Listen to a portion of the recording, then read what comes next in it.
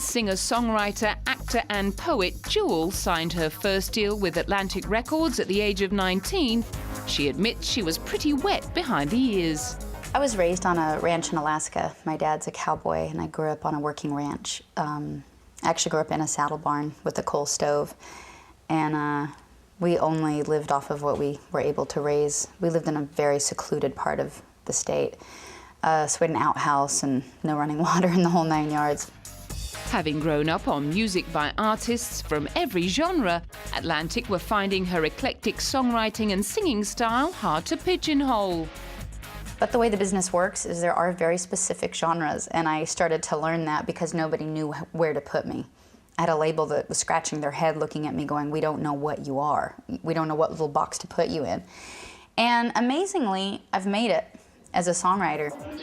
Despite her record company's concerns, her debut album, Pieces of You, much of which was recorded at the coffee house in San Diego where she regularly played, went on to become one of the biggest-selling debut albums of all time.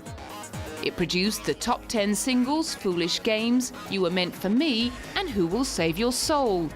But it was her fourth album, released in 2001, that brought her the most critical acclaim.